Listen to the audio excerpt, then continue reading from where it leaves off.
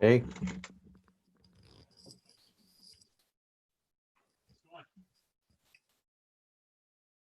Mike.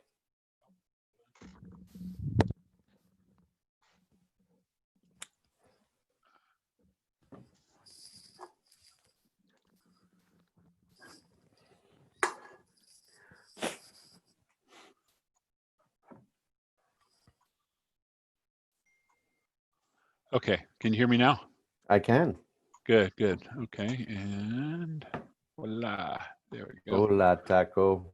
How are you? Yes, good. I'm on question 20 of 65, practice Cool. test. You're right, man. I'm dying on these network stuff. Yeah. I don't know. We'll Yeah, see how it goes. it's a tough one, man. I did Yeah. not find it to be easy at all. No. There's precious little about the database. Hard, really nothing. Yeah, I know. It's I know. all, it's all cloud stuff. So, Yeah, it's like the VCN and the DNS, and it's like, well, shit, I'm not a network guy. I know. That's why we hire a network guy to do it. I mean, Exactly. I mean, I like. Well, we're all getting cloudified. Yes, I guess. Yeah. The Terraform ones I kind of knew, or so far I've known. Yeah. But I haven't used it in about a year. So, it's like I was trying to think about like all these things. So, Well, you're so anyway, miles I'm ahead of me question on 20. that because I've never used it at all. So, Well, I'll be honest with you. You know what I'm doing? I pulled up there's a documentation for OCI. yeah. And as I'm taking the test, I'm typing in the answers right away and then going into the test. I figure a lot of the stuff I just, I'm, to be honest with you, I'm going to take the test and I'm probably not going to use it again. I mean, Yeah. Well, so we'll see. I mean, I know, cloud is the thing. So, even if we're not, going to be cloud architects and not really going to be designing this stuff, just being aware of it's going to help us anyway. So, yeah, I agree. But yeah, I've found that test very difficult, and I failed it the first time by I think 2 questions. I think if I'd gotten 2 more questions right, I would have passed it the first time. You're right about You're right about Udemy. It doesn't tell you if you're right or wrong, and you're kind of going through. Yeah, until you're done. Yeah. Then and the good thing about Udemy though is, and the other site too, they do explain why that's the right answer. Oh, okay. So unlike the test at Oracle, I don't think it tells you. It just says you got it right or wrong. I don't remember if it really gives you anything. And now I'm doing the Google stuff, and it's the same sort of thing. I've taken the sample test from Google, and I don't remember them saying much about what was right or wrong, but the Udemy one, again, you get done, submit it, and it says, you got X%, and then you can go back through every question, and it'll explain pretty well. Whoever's doing this is pretty sharp, and it does give you a decent explanation of answer A is correct because blah, answer B is not correct because of, this. So. Well, hello, everyone. I see Arnold on, Aneth, Streeter, Mr. Polsgrove's on as well. Hey, Mark. Yeah, hi, everybody. Hello. Hey. Long time, man. Yeah, welcome to fall. How's everyone's summer? That good, huh? Yeah. Stuck at home. Yeah. Yeah, I know. Yeah, tell me about it. It's nice just to get out of the house every once in a while. You go, go to the store. Yeah, I'll go grocery shopping. Yeah. Because you just want to get out. You just anything to get out of the house. Yeah. It's like, man, it's kind of crazy. That's true. Yep. Yeah, that's very true. Yep. Well, and I had my last 2 girls, Liz and Maria, were still living with me, and they both moved out in the beginning of August.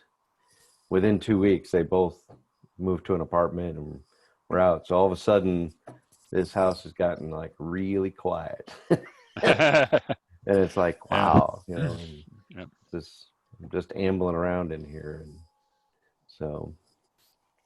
Hi, everyone. Hello. Hello, Honest. How are you? Good, how are you? Oh, good. Welcome to the September meeting, the fall meeting. I think Mark is on now, finally. Can you hear me now? I can hear you there. Hey. Yeah, how are you? Good. Good. Have a good summer? I did. Good. You know, all things considered. Yeah, exactly. I think that's how we have to preface things anyway. Well, we can get started here. I don't know if anyone else is going to be on or not, but I was talking to Rick yesterday, and both Rick and I are taking some certifications. So we thought, well, maybe let's kind of open up the meeting just to talk about the OCI infrastructure test, and to see if anyone else has taken it, what their experiences were, and just kind of the things that we've so far have learned. I mean, there's been a lot of tests is a lot more difficult than not. Rick can probably talk about the Google one. He's actually trying to take the Google one as well. So, Yeah. And then one thing I did want to talk about, I don't know if anyone else has used it or not, which is ZDM, Zed, David, Mark. It stands for Zero Downtime Mapping or something. And I don't know if anyone has used it, but Oracle's had it out for about a year, I guess. And it allows you to migrate to the cloud without any downtime. So I'm not quite sure how it works, but I was wondering if anyone else has heard about it or seen it and can talk about it. So, and then go on. No, I was going to go ahead, finish. No, I was just going to say the last thing is, if you've got any, bring your problems to here. We'll see if we can solve them or not. And that's kind of the agenda. So I guess I can let Rick start if you want. Well, yeah, let's talk about the certification stuff a little bit. I think it's a reality that all of us are going to have to face, that we're going to have to get some certifications. It's becoming kind of the thing. And, you know, I know many of us have gotten by in our careers probably without doing any of these certifications and whatnot, and done just fine. And if you're at a company and you're well entrenched there, there's a good possibility you might not need to get a certification. But unfortunately, in these rather chaotic times that we live in, these certifications are probably going to become more important for us. These certification exams are definitely a big step up from, for example, the old Oracle Masters and the Oracle what they used to have. Certified professional. Yeah, certified professional, stuff like that. These exams are definitely harder than those. I took a bunch of those things back when I used to work for Oracle, because I had to, as an instructor, I had to be a certified professional in any of the classes that I taught.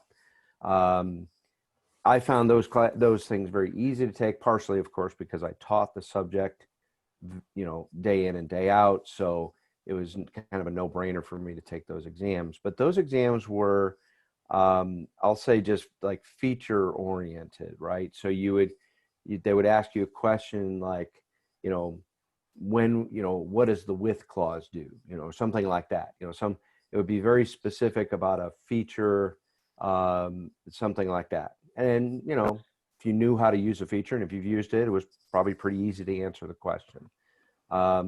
These tests that I'm taking now, I've passed the Oracle Architect, OCI Architect Associate exam. Took me 2 tries. The first time I passed by probably 2 questions. And these questions are well, first of all, the OCI stuff is really all about networking. It's really not about the database. There's virtually no questions about, like, you know, backup recovery, you know, like in the database. Now they talk about, like, if you're setting up a backup recovery scenario, you know, where would you put, you know, the primary, secondary database, that kind of stuff, but not like how to set it up, you know. But would you put it in the same availability zone or region or whatever, you know, some verbiage like that. And they're very scenario-based questions. So it's like customer wants to, you know, move their on-premise database or application, because a lot of times they don't even talk about database directly. They're just like their application to the Oracle cloud. And and this is some of the requirements. How would you mimic that in, or how would you do that in the cloud? And a lot of times it had to do with, security lists and access management and, networking options and stuff. At the, what I would call the OS level kind of stuff, instead of like granting privileges inside the database, right? So it's a very different kind of exam. I would definitely give yourself, even if you're not thinking about taking the exam really, I would actually start training for it now anyway, because there's a decent chance that you're probably going to need one of these things in the future, and future might be like next month. So I would encourage you to, even if you don't think you need this thing, go ahead and study for it anyway. And if worst case, you can find some, you'll probably learn some new stuff that's probably even valuable anyway. Now, I've been taking, as we were just talking about, I took the OCI exam, and I'm now doing a Google exam because the company I'm working for wants to become a Google preferred partner, which is really cool because it'll give us opportunities to do stuff in the Google sphere, probably still Oracle related, but working with Google to do things. So we're under a lot of pressure to get a bunch of certification exams done so that we can get this status. And an interesting thing I've found is that the Google training in particular is far superior to the Oracle training. I've found that most of the Oracle training classes I went on, and Mark, you might talk about this if you like, many of the instructors or presenters of the material were product managers, and they probably know their product like nobody else, but they're very poor presenters, very disjointed. Some of them really talk way too fast. Other ones talk way too slow. So it's, it really can be frustrating that way. Lots of ums, and that kind of stuff going on, which is just distracting to listen to. So that's kind of one interesting differentiator. I've actually brought that up to a couple of folks I still know at Oracle and saying, hey guys, you really ought to step up the game on this training stuff because it's really kind of bad. The Google stuff, on the other hand, every instructor presenter I've had on that side has been very good. They're very well versed in their stuff and all that kind of stuff. As an example, I took the Oracle, they had a 3-week prep thing for taking the exam. And, well, it wasn't really 3 weeks. It was 3 sessions that were spread across 3 weeks. And one of the guys was, I don't even think he ever rehearsed the presentation at all. It seemed like every slide was like a surprise to him, and rambled on and on. Whereas again, the Google folks that I've had, and these, by the way, are not just, Google employees doing a presentation. Like I'm taking a class right now through test prep training, and it's 2 former Google employees who have both taken this certification exam, and they're also very, very good. They're very well rehearsed in their in the presentation, and there's 2 of them, and they kind of do different things. One of them mostly does the presentations, the other one mostly does the lab exercises. So it's very well done. So that's kind of a plus on the Google side as far as their training. I'll be honest though, I think the Oracle offering in the cloud is actually kind of better than Google. Google's got too many options. I'll just put it, I think that's really the thing that gets me, is there's all these different ways to do stuff. I got a chart here somewhere, but I can't find it, of course. Well, it's disappearing. Yeah, I know, it's kind of weird because I got the background thing going on, but like, I don't know if you can see this. This is a chart, and I know you won't be able to read it, but just look at all the little points and dots on it. this is all the different BI solution stuff, right? So to set this up, you'd kind of pick one of the things over here, and then you go to this, and then you can pick one of the things over here, and it's like, holy crap, you know, trying to sort out which option you should use, and because there's a lot of times there's overlap, you know, you could use this or that, but of course the test question will be, which one of these options is the best, right? And so 2 or 3 of them might work, but one of them is going to be best. And deciphering that I find to be difficult, mostly because, of course, I've never really worked with Google. So here I am in a, you know, a very short time span. I'm trying to become a data professional because of what we're trying to do, you know, with the company. And I'm finding it, you know, hard to sort out all these different options. Oracle's offerings are more simplistic. As a very simple example, load balancer. Oracle has one. You want a load balancer, you know, put in a load balancer, done. You know, traffic comes in, it balances between whatever compute options you have, you're done. Google has 3. And there's 2 different options on top of that where they could be either regional or basically global. So it's like all of a sudden something very, to me, very simple, a load balancer becomes a more complex thing in the Google environment, which I guess it's cool. I don't know. It doesn't, to me, I don't see why you would need that many options just to balance traffic. But again, one more time, I'm just going to say, and then Mike, I don't know if you've got anything to add, but I think we're all going to need to have one of these certifications probably sooner than later. So I'd recommend you start on that path. Don't think it's going to be easy. It's not. Now, maybe if you've been working and setting up, you know, OCI environments for the last couple of years, maybe it will be easy for you. But if you're a DBA, which I think most of us kind of fit in that realm, this is going to be difficult because it's very, very network heavy, and you know, a lot about the networking options that you have. So, Mike. Just a couple things. We'll put the URLs for the test prep, the Udemy site, and what's the other one? Prep test. Yeah, prep test we'll training. Put that out there. Yeah, prep test training and Udemy are the 2, and those are just the 2 that I found to be very helpful in getting ready for the exam.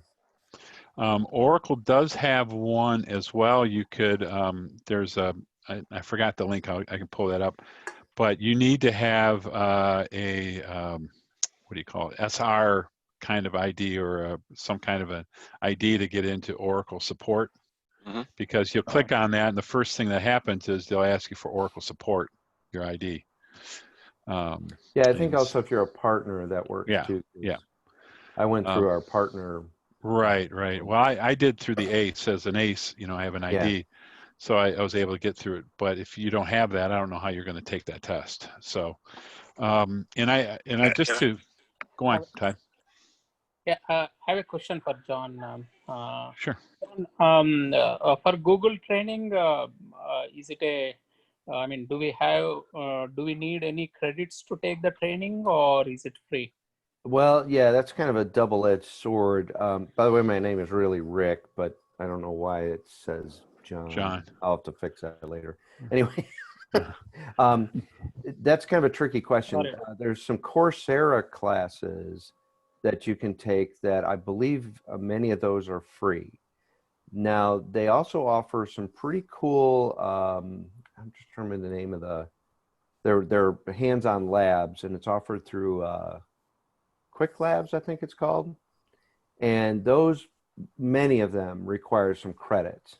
And you can buy credits, and, you know, depending on how much you buy, you know, they get cheaper, right? So if you buy, you know, a whole mess of them, they're certainly less than $1 a piece. But I think if you just buy kind of the lower level, they're about $1 a piece for that. Typical, the Quick Labs are about 5 to 7 credits for some of the more intricate ones. Some are free, and a few are just a couple of credits. Now, for example, the training that I'm taking through test prep training, I did pay for. It was about $15, and it's a training class. It's about 20 hours plus of videos and about, I don't know, 50 or some labs that you can do. And that it's a little old. That's the only thing about it. It was produced about 3 years ago. So some of the interfaces have changed. So when they show you a lab or show you a demonstration of something, you'll go into, I have the Google has the same thing as Oracle. You can get a free, Google account, just like you can get a free Oracle, cloud account for X number of days or months or whatever it is. And so like when I go into there to do stuff that I'm doing in the lab, sometimes it's like, whoops, where's that? I have to pause it because I got to find where it is because it's moved, that kind of thing. But other than that, I think the core material stays is very good. So that was through test prep training, which Mike will send out those links. Well, I sent you that one email, Mike. You could probably just copy paste that. And yep, I will. You know what? I'll find it. I'll put it in the chat box. Yeah. And that was great. Now, Udemy has been offering a bunch of training and stuff as well that you can look into. I don't remember seeing a Google class on Udemy. They did have one, I think, for the Oracle one. And they had a lot of the test or the prep training, prep test questions, I should say. So that was good. And I'm trying to think, there was one other place. Well, also, if you go in and sign up for one of these certification exams with Google, they will send you, information about how to train for it. Now, for example, for the data professional one, they have a 6-week program to prep for the test. Well, I'm going to take the test next week, and I started working on this like a week and a half ago. So I didn't have time to do 6 weeks of training. So I went out and find this other one that I could do, kind of cram it in to do it faster. The 6-week training program is probably the right way to do it, I'll be honest. But, So is it included in the examination fee, or do we need to buy separate? Well, right. So, actually, you won't pay for the examination until you actually schedule a test. But you can sign up for the 6 week training, if you will. Yeah. So you sign up. I'm gonna do the data professional, for example, and you sign up for that, and then you get this stuff. Now, like with that stuff, there's going to be some Coursera training and these quick labs to do, and those may cost some credits again. Now, what's cool about Google also is they offer some live conference calls during this period, and if you go and attend one of those and you register, they'll give you 250 credits. Which test are you going to take? I'm going to take the Google Data Engineering Professional or something like that. Sounds very cool, doesn't it? It does. So there are ways to get free credits with Google. Oracle's stuff is mostly free. I don't remember having to pay for any of the training and stuff. They did not have very good labs all set up for you to do. There were some, again, I found some labs through, just searching for stuff to do study on. And I found a site, I'll see if I can find it, Mike, and I'll send it to you. I just remembered this, that had a set of labs that you could go through. They weren't really focused on the test per se, but they were certainly labs doing stuff that related to the stuff you had on the test. But they weren't, it wasn't like this is to help, it wasn't written just to take the test. It was written to help you become a better, Oracle cloud infrastructure dude or dudette, as the case may be. So that was some good stuff. Those trainings were quite good. You did have to sign up for the free OCI thing because that's how you do the labs. And you had, there was was pretty easy to do all the labs, in the time frame that you had. I think Mike, you remember you get it for 30 days or 60 days, the free OCI account? I mean, it's I an think always free it's forever, yeah. but you get like $300 worth of credits that is only usable for the first whatever. Yeah, what I do is I got a couple databases out there, and I only use them, to do the testing, and then I shut them down when I get Right. and it doesn't cost me anything. So Yeah. as long as I have some Well, and kind of accounts, it's still yeah. use it. So And if you use the always free things, they're always free. Now, of course, they're yeah, pretty limited. They don't do a yeah, lot, but so what? For yeah, doing this testing kind of stuff, it's yeah, great. And you yeah, can get a autonomous database right. for free, an always free autonomous database. That's pretty cool, Yeah, to do some testing with. Now, you're limited in how big it can be and these kinds of things. So it's not like you can't run any super Googleophonic stuff on it. But, hey, you want to learn about autonomous database, that's pretty cool. yeah. You can set that up. And I think you can access some of the machine learning stuff as well. Yeah. Not all of it, but some of it. So, and at least I would encourage all you guys to sign up for that always free account. They will ask you for a credit card, but I have not been charged yet. No, they don't. They warn you when they're going to charge you. Yeah. For example, mine came to an end, and it said, your free period is done. If you'd like to upgrade, you can. Yeah. But you don't have to. And they make it pretty clear that they're going to warn you before they start charging you. So. But they will ask you for the credit card. So don't. That's the one thing I think people always get shocked at. Like, oh no. Yeah. But it's well, it's partially to separate the wheat from the chaff. Are you really serious, or are you just, whatever? And also, it's an identification mechanism also to make sure you're a real person, all that stuff. And it makes it easy if you do want to convert this to a real thing, you're all set. I will say this, at our mouse meeting last year, there was a guy named Clay Jackson from Quest. He works for Quest Software. And he did a comparison of all the cloud providers. And what he does is he backs up all his data to an object store on Oracle Cloud.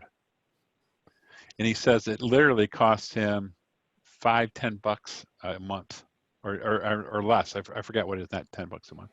But I mean, it was like really, he compared that to Google, AWS.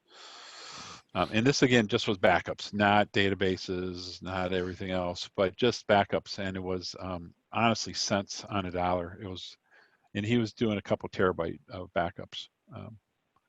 And he says and so he wrote, at the mouse meeting, he actually gave a whole paper on it of all the things that he's doing and how much it's saving. So, yeah, the Google stuff is interesting. They charge you for egress. Right, so you can put stuff on their system free of charge. Free. Everything you ask for back, though, you pay for. Yes, AWS does the same thing. Yeah, and that I find to be a little interesting because, I'm writing a query and I'm trying to test it and tune it. Well, I want to see the results, right? Well, every time I run that, ching, ching, ching, ching, ching, ching, it's like, whoa, that could get expensive real fast. So. They want your data. They just don't want you to get it back. I actually used AWS back 7-8 years ago to back up stuff. And you're right. It was free. I was like, oh, this is great. And then I tried to pull back a couple files. And then I got the bill in the mail. Again, AWS doesn't warn you that they're going to charge you. They just charge you. Yeah. And next thing I know, it was $43 for just a set of files. I go, holy crap. So, I got rid of that real quick, so. Yeah, I mean, a lot of people like to beat up Oracle as, more expensive and this and that. And I'm not sure they really are in this case. Just depends on how you look at the pricing model. You're charged for storage, period. So you store X terabytes, gigabytes, petabytes, whatever, you get charged for that. But you can look at it as much as you want Yep. and do that stuff. And you're only charged for your compute nodes as long as they're up. Yep. And by the way, Azure does not charge for egress. So those are the only two. Oracle and Azure are the only two that are not charging to take data out. Yeah. So I just found that to be a bizarre pricing model. I really didn't expect that when I went over and started doing the Google stuff, because I mean, it just seemed natural to me. Yeah, because charge you for the storage, because that's physical storage. So you got to buy drives and stuff, to do that. So that makes sense to me. Take up X amount of space. Well, that costs some money. Okay, I get that. But don't charge me for any storage, but you charge me for everything I bring back. It's like, wait a minute, what? Yeah. Anyway, I thought it was weird, but yeah, that's the old since AWS was the first one in, that was their model, and they were very expensive. I know 8 years ago they were the place I was at was getting billed at $198 per hour. You heard that right, per hour. Wow. Yeah. And then the really the most ironic part about it is they were trying to tell me it was cheaper than Oracle. And Oracle, they bought a license back in 1970, or not 70, 1987 or 88. And they got the whole enterprise wide thing, it was like when contracts were cheap back then. Right. And they were paying literally $47,000 a year.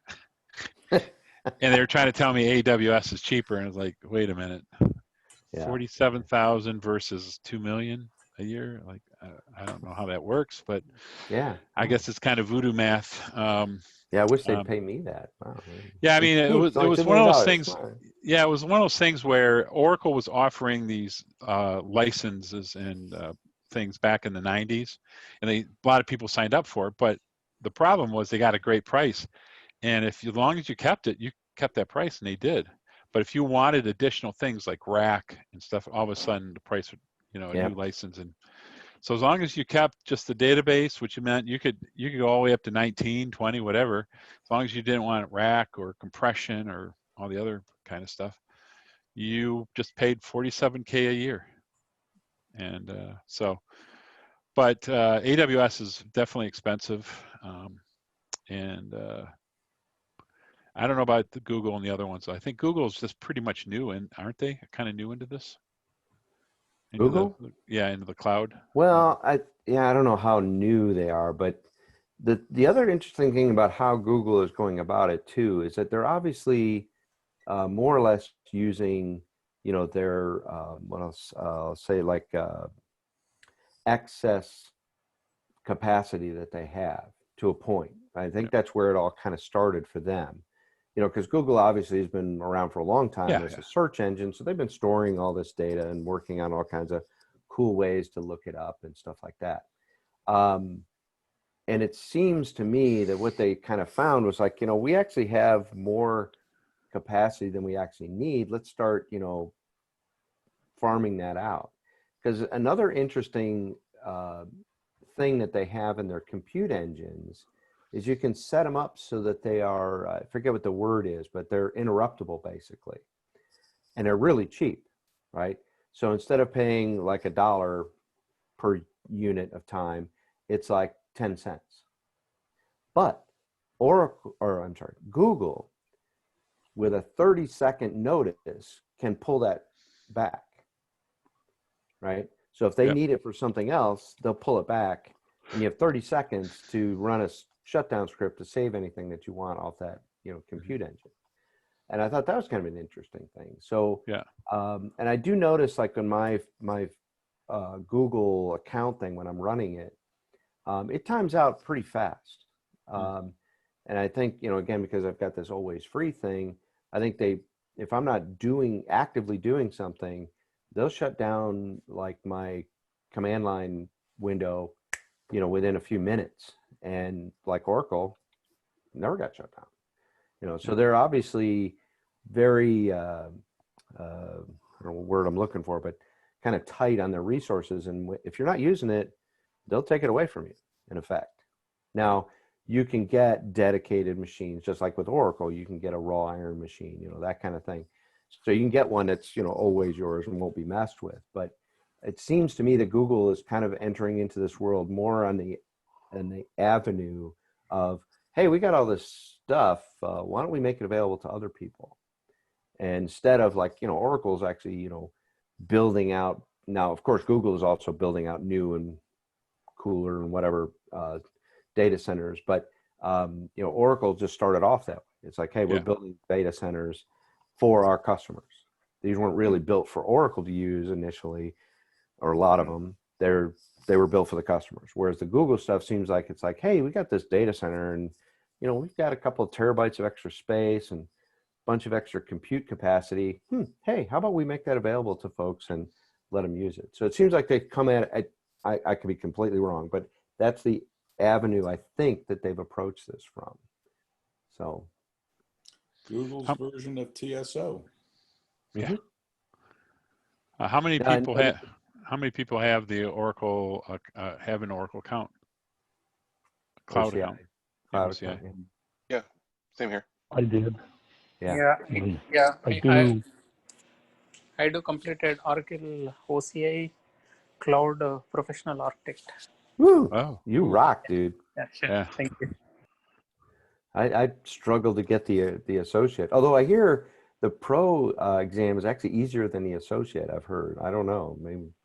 yeah. But Sridhar, is it easier, or because I'm taking the practice test now and I'm finding a ton of network questions and Yeah. I mean, there are three parts. One is network is one of them. Storage and compute. Storage, compute, network. Majority maybe linked with the network. I mean, network is it's a network. It networks compute and storage. That's why I mean, you may feel that most of the questions based on the network. it sure felt like it to me. It was, yeah. Majority may be from network side, but you will find a mix of all these three, blend of all these three questions, three groups of questions.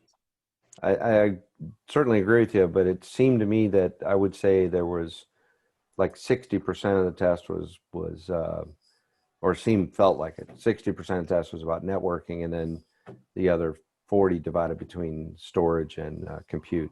That's how it felt. I mean, maybe, and a lot of it, of course, some of the questions really have all of it in there, right? Because it's like, which compute option would you use, and how would you have that connect to, you know, a backup on a different, you know, region or something like that. So it's, you know, obviously there's a mix of those things going on, but it was definitely the network stuff that gave me the most anxiety and issues with that test. Yeah.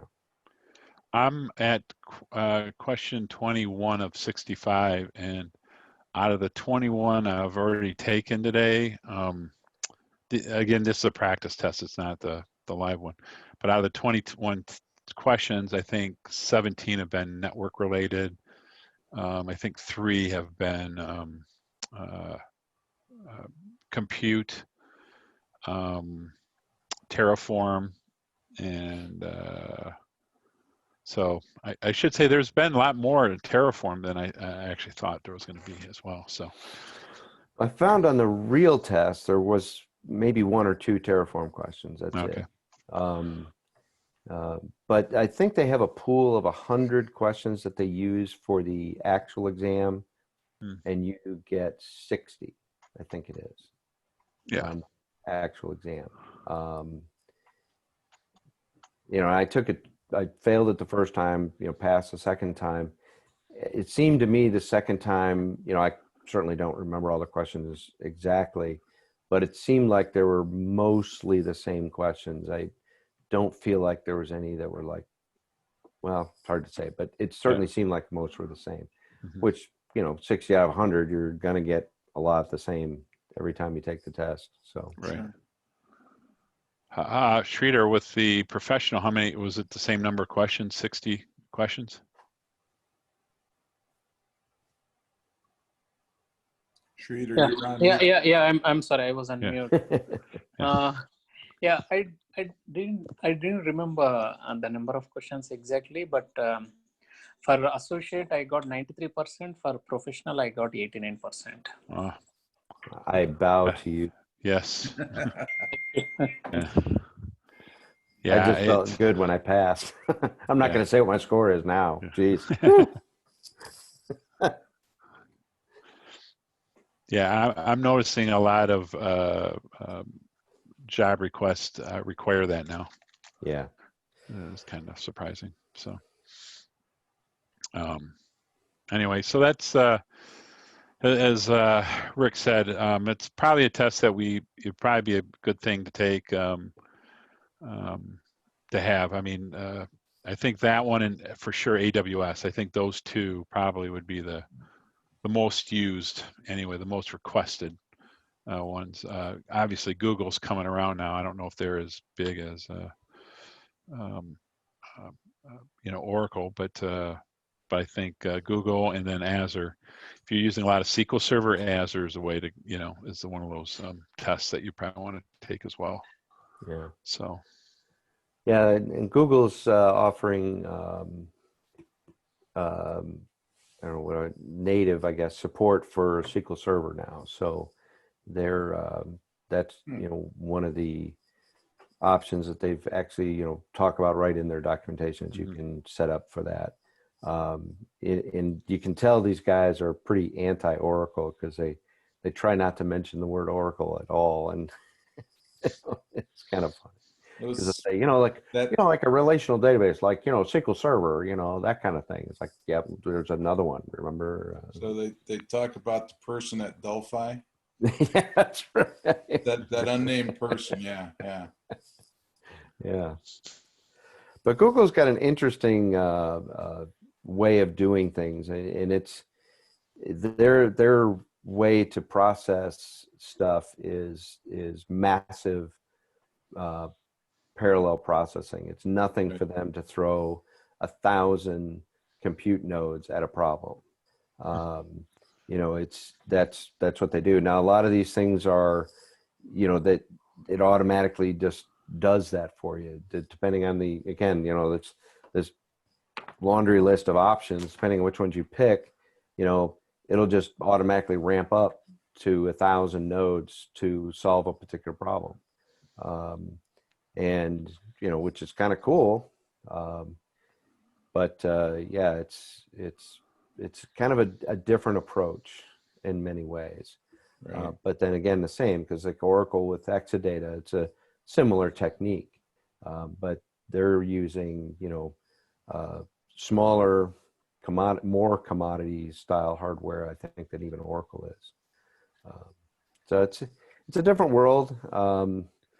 Of course, I'm an Oracle fanatic to begin with, so I'm always going to be kind of biased towards them. But from what I see, if I were a CIO, CFO looking to go to the cloud, I think I would be more considering going to Oracle than Google personally. But it's clear that there's a lot of companies going to Google, and Google's also built, I think, more for kind of a smaller style company. And what I mean by that is Oracle's traditionally been, the big powerhouse kind of companies like a Ford, a GM, Right. AMC, that kind of thing, large corporations. Yeah. Whereas Google seems to have attacked, because for example, many times in their questions and their demonstrations, they talk about gaming applications. You've got a game application that users are complaining about timeouts. How do you solve that? So it's a different world that is in the Google environment, if you will. It's more that kind of thing as opposed to NASDAQ wanting to crunch 10 billion records for the last 4 years to see trends and trades or something like that. So it's definitely a different world. It's also very Python, which I don't know anything about Python. Coding in Python is like what? Who? Used in machine learning. I think that's used Yeah.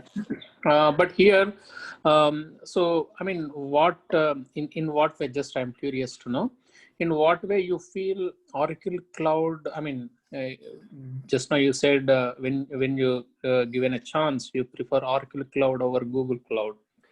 So in what Well, way? Technical and commercial, both yeah. ways. Well, In both partially, of course, I'll admit right up front that I'm not a Google person. I'm an Oracle person. So I I'm going to be partial to Google, or partially, I'm going to be partial to Oracle over Google is what I'm trying to say. There we go. But I find their offering in the cloud a little more straightforward than Google. Now that is both good and bad. Google's got a lot of things that they offer. And that, I think, to me, is also part of the problem. Because there are so many options, it's kind of like you can get this analysis paralysis thing, because it's like, which option should I use? You know, there might be 3 or 4 different storage options that could easily work for you. How do you know which one's best? Also, the way that they tend to work with data is, Oracle, you store data, tables, blah, blah, blah, and we have foreign keys and all that stuff. And if you want to run a query to do something, you put the tables together in the right way, and bring back the data. Well, the Google and the Hadoop world, it's more about like, oh, well, we'll take this data and we'll restore it a different way so that we can now do this analysis on it. So it's a lot of reworking the data, presentation of the data, so then you can run these, Hadoop style stuff against it, because Hadoop is based on really practically just, pairs of data. And that's really where Hadoop really works. You just got a key and a data field. And so that's what they'll do. They'll just they'll take this thing, this like table-like structure, throw out a whole bunch of it, store it a certain way, run the query, and you get your data back. And then, oh, you want to run a different query? Okay, well, we'll crash this data again, put it in this new way, and then do that. Now, of course, they can kind of get away with that because, again, like I mentioned, they're throwing thousands of CPUs at these problems. So even though they're doing all that, it still comes back in a reasonable amount of time, even if you're crunching a fairly large chunk of data, because you throw enough CPUs at something, it goes fast. And Hadoop and Dataproc and all these Cloud SQL, all those things are built around that concept so that they can throw thousands of CPUs literally at these problems. But it's a very different approach to data that, for me, and it's I find it difficult to wrap my head around because I'm very SQL oriented and they're not. They have tools that you can use SQL for, but a lot of them just kind of mimic SQL at the front end, like you write a query, but it gets turned into MapReduce, right? And again, MapReduce really works on pairs of data. It doesn't really work on, big ass row and foreign keys and all that stuff. No, that's not how MapReduce works. MapReduce is awesome. I'm not trying to say that it's like some broken tool or something. It's really cool for what it's designed to do. ACID, forget about it in most of the Google environment. The Since transaction. there is no structure and there is no ACID rules or anything applied. Yes. Yeah. So you've got no ACID rules. Best you've got is CRUD for most of it, and the idea of a transaction, doesn't exist except for the row. The row itself, that's a transaction. You modify a row, that's a transaction. The idea of a set of Right. a thing as a transaction, a whole bunch of updates, deletes, and whatever. No, they don't do that kind of stuff. So those are the things that I think about when I say Oracle. I say, to me, Oracle seems like a better option in many ways than Google. Now, if you just want to do pure, data warehouse, analytical kind of stuff, Google might actually give a little bit of a bump there because, again, like I mentioned, it's easy for them to throw literally thousands of CPUs at a problem. And if you're doing a data, mining expedition where transactions don't matter, ACID really doesn't matter, then fine. That works really great. And that seems to be the world, and it makes sense if you really think about it. That's a world that Google is in, because Google started out as a search engine, right? So we just go to this giant database and look up, our favorite kitten picture, that kind of thing. It's great for that, but run a banking transaction on it? No.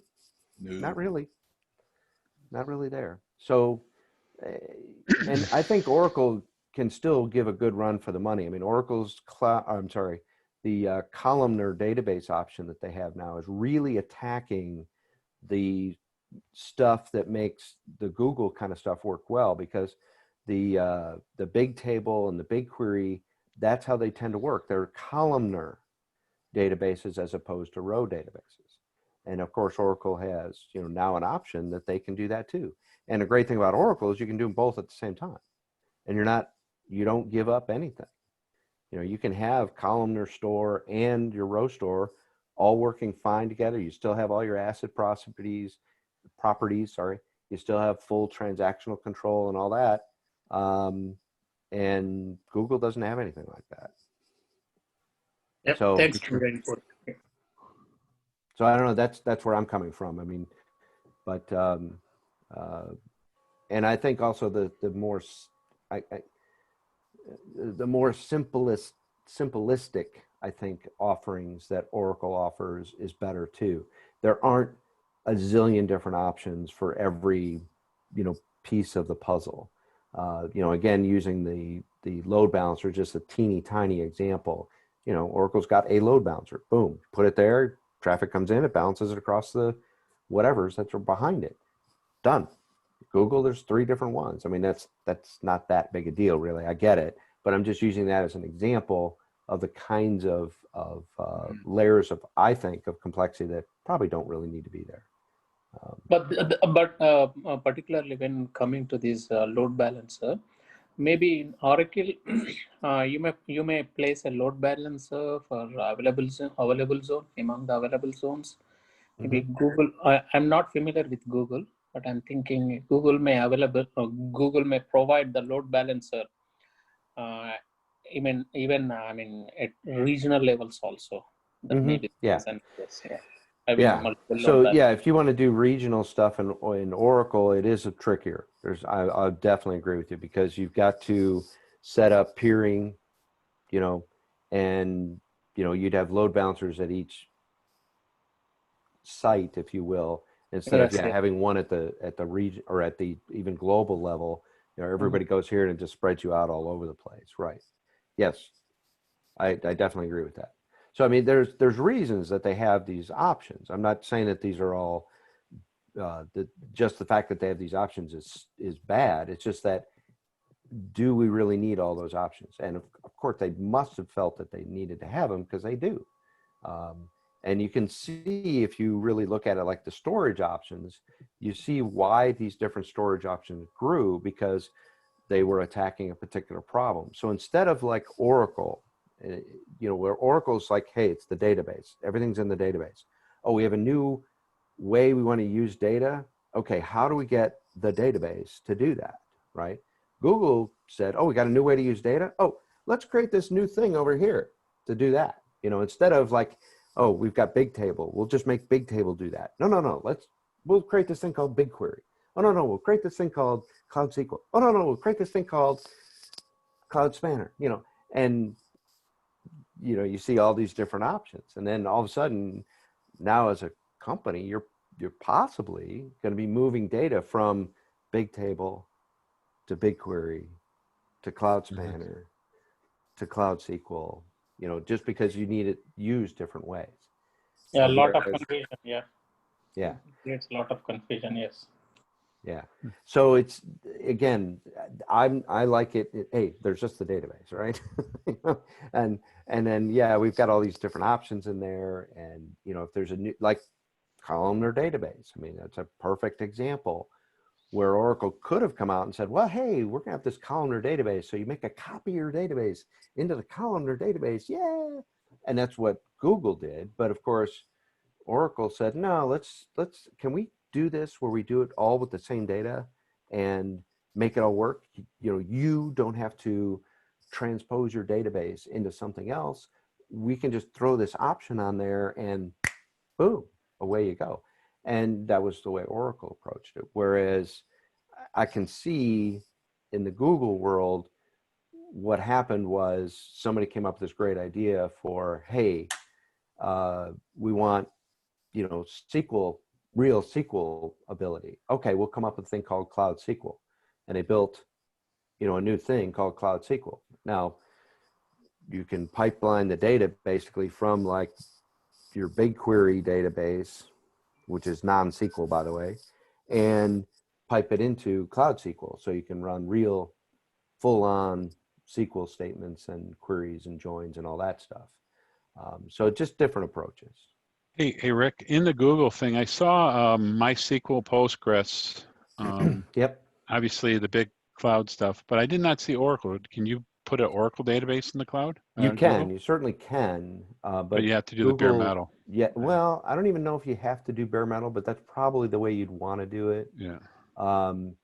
But that's one of the things we want to do at Zion is offer to people, you know, what we'd like to be able to do is go to customers that want to go to the cloud, and for some reason they want to go to the Google Cloud with their Oracle database.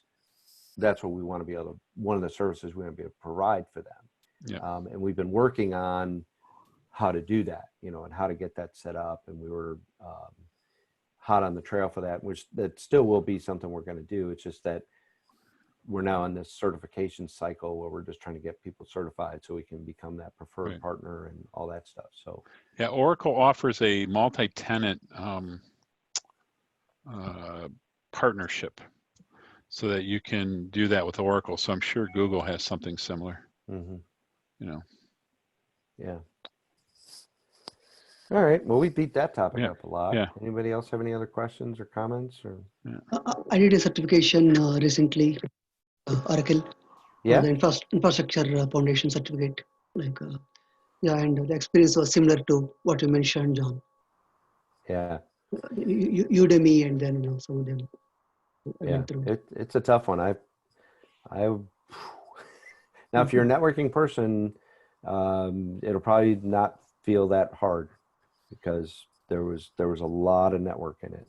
But I mean, I didn't even know what a CIDR was, you know, a month ago. And, you know, not that CIDR is a huge part of the exam, but not knowing even what that meant, I was like, huh? What? Huh? I drink cider. I don't write cider. I mean, okay, that was a joke. All right, nobody got that. Right? Yeah. Yeah, well, I mean, most of us muted. That's right.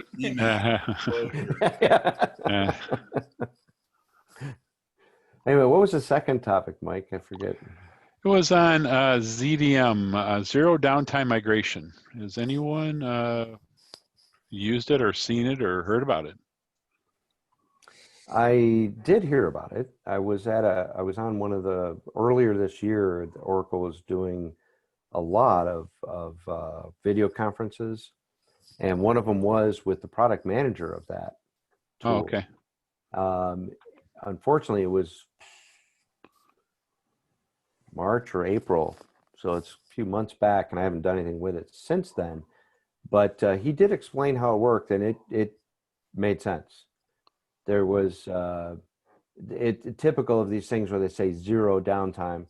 There's a tiny bit of downtime. You know, there's you know, like when you switch over the network to the new system, you know, there's going to be at least a moment where, you know, it's unavailable. But it was very, the explanation that this guy gave was pretty spot on, and he showed basically some demos of it, and I was impressed. I remember watching it and like, wow, that's really, really cool. So one thing I do know is free, so anyone can download it. It's been around for about a year. Can you guys see my screen? Yep. By the way, the zero downtime. So can you? I'll share this link here for those who want to look into it further. It looks like it's for going to upgrading to 19C, and basically it's some software they wrote to do it. But you're right, it does require a little bit of downtime. But yeah, it's like, yeah, it could literally be seconds. Yeah. I think is what he was talking about. She says probably going to be like a minute or so, but it's going to be, there's virtually no downtime. Yeah. So I didn't know if anyone else had saw it or been using it. So that's why I was kind of brought it up. What's that? So VDM just doesn't quite sound as good. ZDM, Z as in Z. No, V as in virtually. Very, yeah. Yeah, okay. Yeah, I got to get back into the joke thing, it's Yeah. Working taking those exam questions. Yeah. Well, I did get a couple from you today that I kind of chuckled at, so thanks, Okay. Arnold. You're welcome. So anyway, that's the only thing I just didn't know if anyone else had looked at it and considered if you guys are going to move to the cloud, this might be the thing to use to reduce the amount of downtime. I don't know. One thing I haven't tested yet or even looked at is like how big. I mean, how big can you actually? How big of a database can it actually migrate? I don't remember from the, because it was a couple of months back, but I seem to remember him kind of making the inference, at least, that the size of the database is almost immaterial. It's, and obviously there's a big setup to get this to work, so you got to do a lot of upfront work, and then it's moving the data over and everything, and that's going to probably come down more to your bandwidth and network capabilities than anything else. If you're moving, especially if you're moving like on-prem to cloud, that's going to be more about your network capacity than anything else as far as how fast you can move it. True. But I don't remember him talking. Again, it's been a while, but I don't remember him talking about. Well, size the reason why I asked that is one thing I noticed in the OCI test part, they're pushing data pump, a lot of data pump in it. And to me, I thought, well, that's great for small databases, and it's great for maybe even medium, but I can't imagine a 200 terabyte database doing a data pump. I don't know, maybe the data pump now is working differently or better, that kind of stuff. But because they're saying a data pump can be used for small to medium sized databases. Now they didn't define what small and medium was. But I would think I think if you had I don't know how you guys feel, but if you had a database that was over a terabyte in size, I don't think a data pump would be the most efficient way to do things. You guys tell me. Well, doesn't Oracle have another like monster? Well, they have a new data pump in the cloud. That's why I was asking about. Yeah. Okay, cloud. that's must be what I'm thinking of. I think that's the one that can like move. Okay. Hundreds of gigs per second kind of thing. And hey, this is Charles Lin. Hey, this Charles. is the first time I joined this meeting. Hey, Charles, welcome. Thank you. Yeah, I have a experience actually move a 20 terabyte database to the Xdata cloud. Oh, cool. And basically, you need to have fast enough of a connection. That's in my company is using I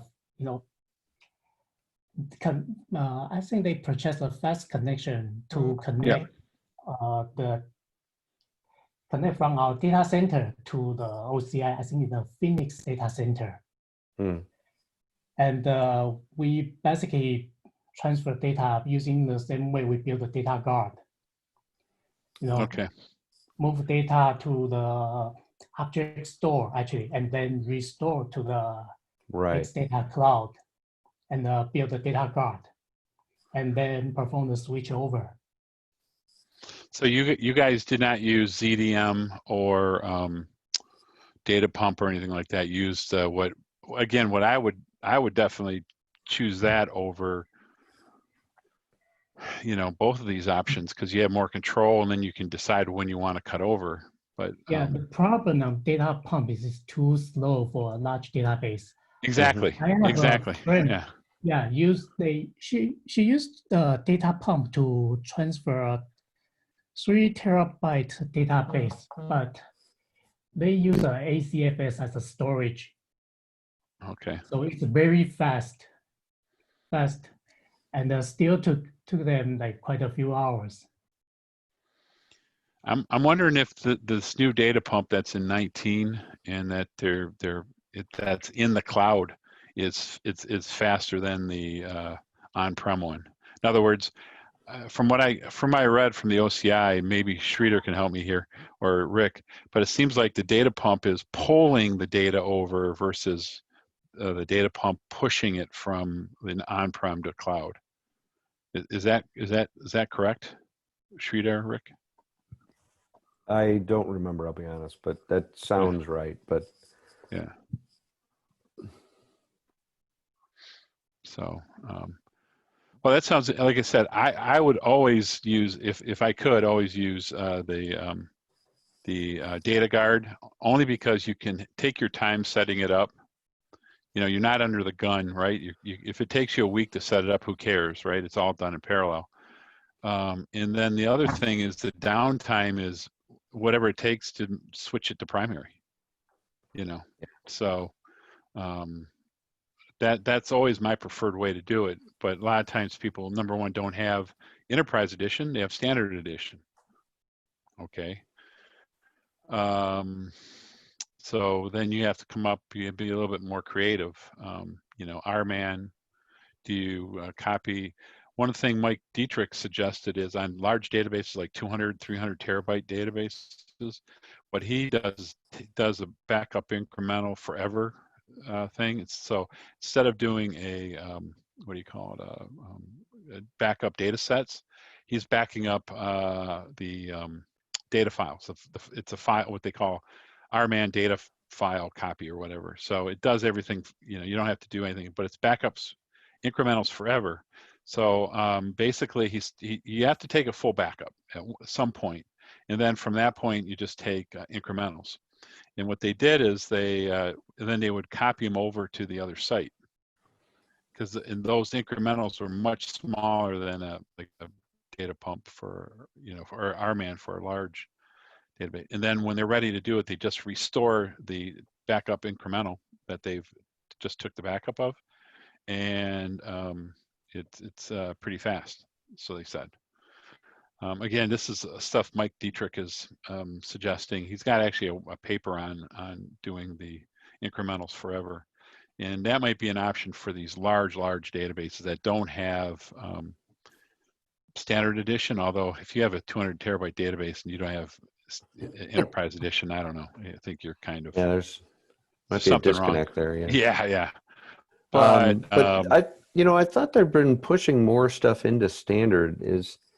I thought no, you RMAN, still can't do you still can do RMAN, but I thought DataGuard was getting pushed down to standard edition. Am I misremember? Okay. Yeah, they haven't done that yet, but the other thing they've done is they've taken rack out of standard edition. So 19C, you can't run a rack node anymore with standard edition.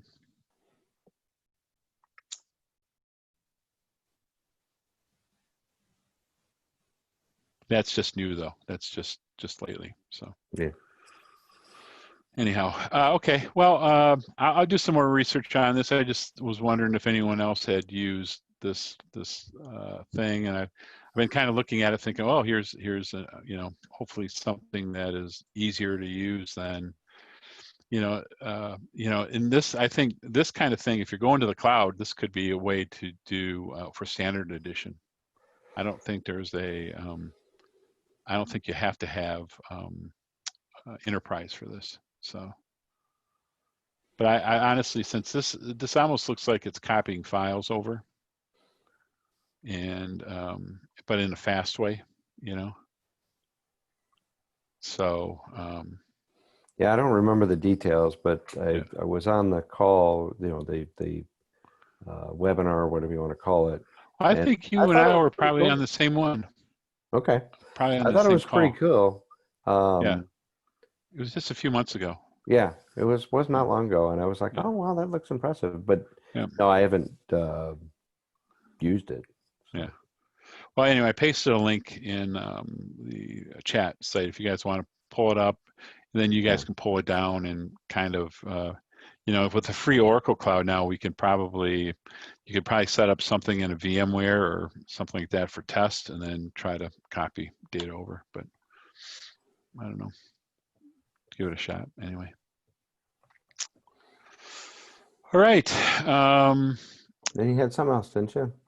Just basically, I said if you got any problems, bring them here, and maybe we can solve them. I don't know, database problems, not personal problems. Like, damn it! I can't fix personal problems. I know, but you know, we have enough people around here. We could probably help you with the database issues or problems. So, but while people are queuing up their questions, because I know they're just right now the reason why they're doing it. The Mouse meeting, Michigan Oracle User Summit, has gone virtual, as you guys probably know already. It's going to be October 26th, and by the way, it's going to be a week. And what we're going to do is each track is going to have a day. So the tech track that I'm in charge of, we're going to have actually 2 days, and we're going to have 6 sessions per day.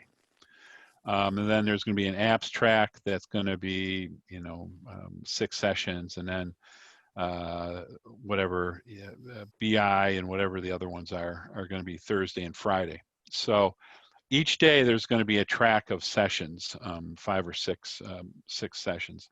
So the good thing is we got 120 papers. I mean, it was like overwhelming. I mean, it's unbelievable. You know, it's funny how when people don't have to travel, you know, they're more willing to give presentations. So what I'm going to do, and what I made a suggestion is, there's some good presentations, and there's no way I can do them all in 2 days. I mean, there's just not enough hours in a day. So what I'm going to do is, number one, ask those speakers that we're going to do a mouse webinar once a month, maybe do a couple of these other presentations, and then advertise it like the mouse thing. So, but that's coming up October 26th, 27th. I don't think there's a cost to participants. If there is, there's just a small cost. I just don't, they haven't kind of figured that out yet, but I don't think there's a cost to participants. But you're going to get about the same number of presentations, but it's going to be spread over a week, and then you can kind of watch it as you want to, you know. And we'll be recording the sessions and things of that nature via Zoom. So for that week, we're actually purchasing the professional version of Zoom, so that you could do a presentation, and then, you know, like you've probably seen it, Rick, where a person's on the right-hand side of the screen, and then you have the, so so for that week, October 26th and 27th. So write that down on your calendar. It should be, we should have, I'm telling you, we got some great speakers, and honestly, I don't know how to narrow them down, because there's just, I had literally for the tech track 120 submissions. So I've never had this many before. So, and I got to pick 12, 12 out of 120, you know. And nice. There's good ones. I mean, there's just good, I don't know. So, so what I did ask, and I said, listen, why don't we do a mouse webinar a week, once a month, maybe, you know, and then use those other, and then also I was going to ask if I could use some of them for SEMOP. Why not? I mean, if they're available. So anyway, that's the 26th, 27th, and then Rick, you have a couple webinars coming up. Why don't you? I do. Oh yeah. You have one for Dallas user group. I'll be doing that. That's October 1st, I think. Crap, I gotta get ready for that. Better write my paper. And I'm also doing one for the Spanish user group. Let me get my email because they just told me I've been selectified and notified and whatever for that one.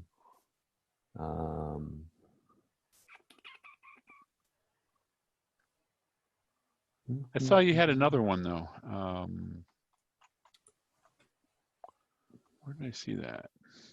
I saw two. Oh, here it is. Hold on. So yeah, Spanish user group. Oh, interesting. On the email, they don't tell me when it is. Let me click on this link. What? Oh, this is not the link I wanted. What the heck is this? Oh, whatever.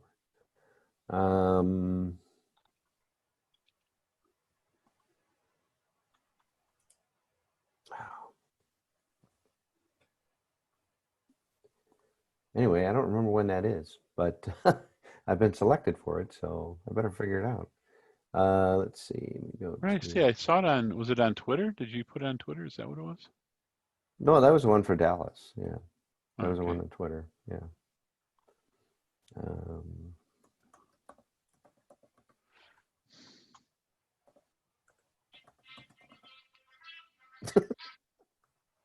Sorry. Getting a little excited there, huh? No, it's my son's birthday today, so I could have brought him on and said happy birthday to the guy, but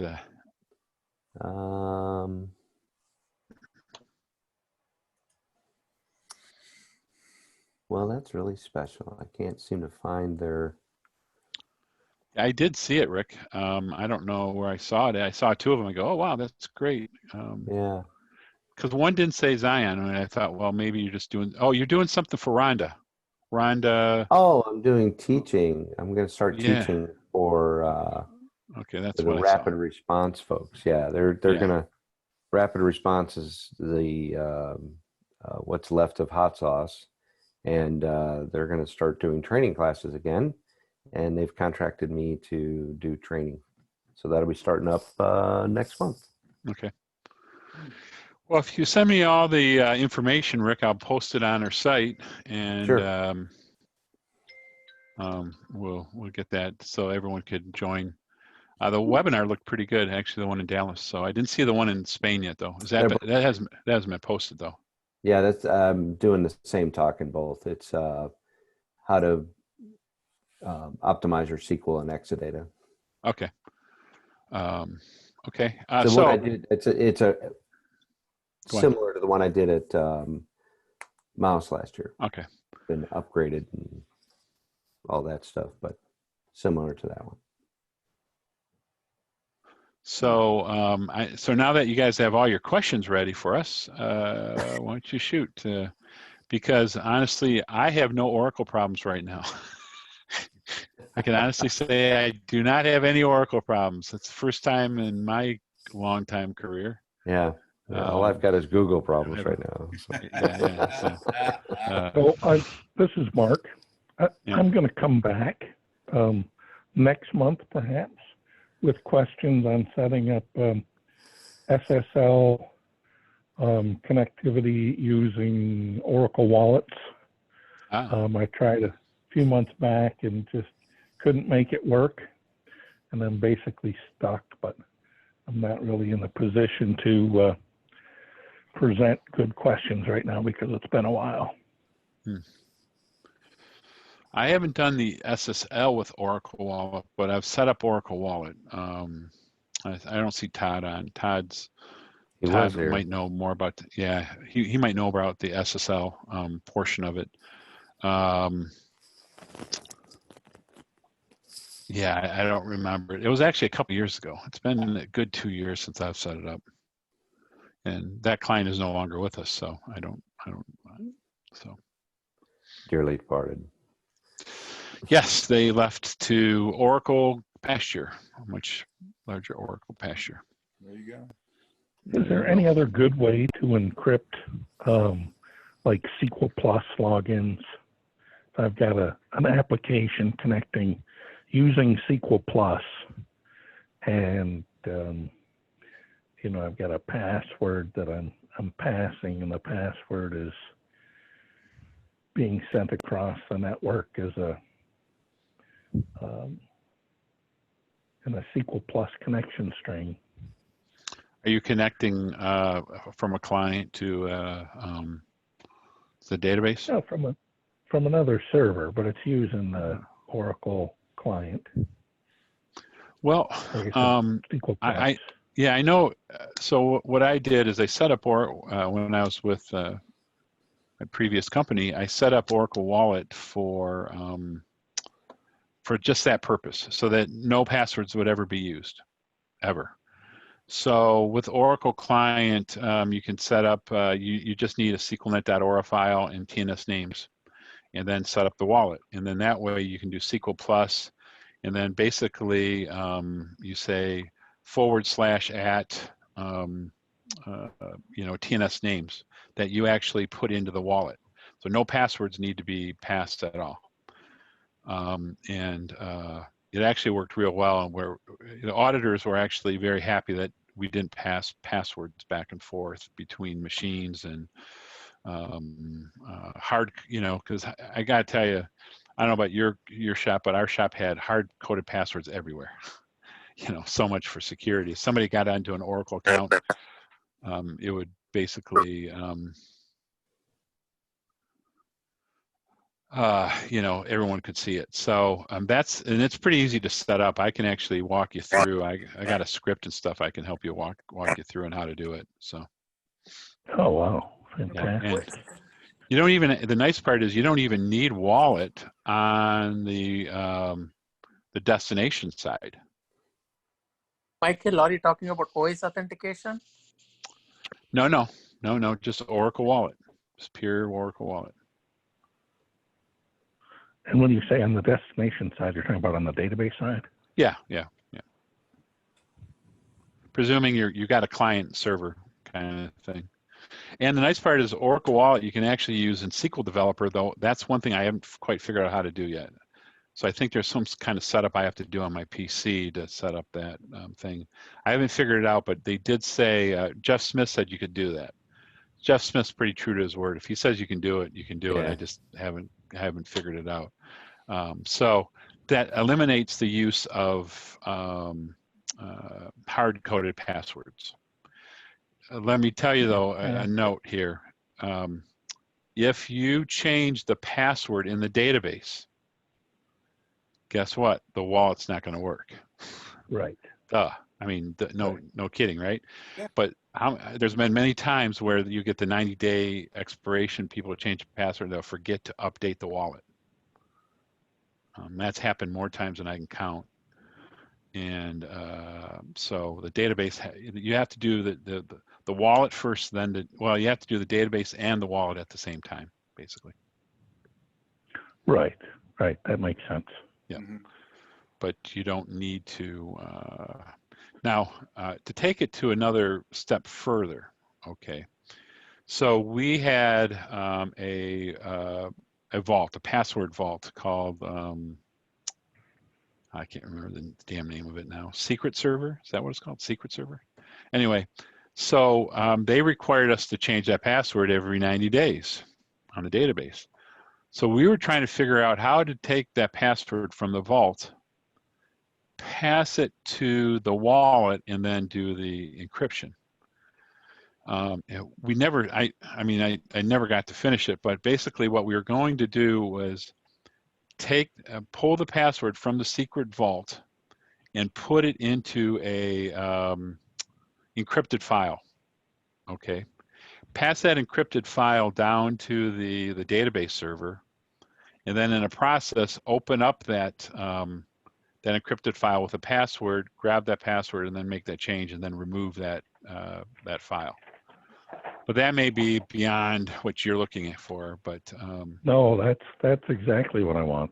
Yeah. So we just never got that. I mean, to be honest, I never got to finish that project. So that was the plan. We had kind of it half programmed, but the part of creating the wallet, it was already done, and I'll be glad to share it with you because it actually does work, and it's actually pretty works pretty easy. Now, the one thing is you still need a response file with a password in it, but then you can just remove it when you're done. I mean, you don't need it to be there forever, but you know. Right.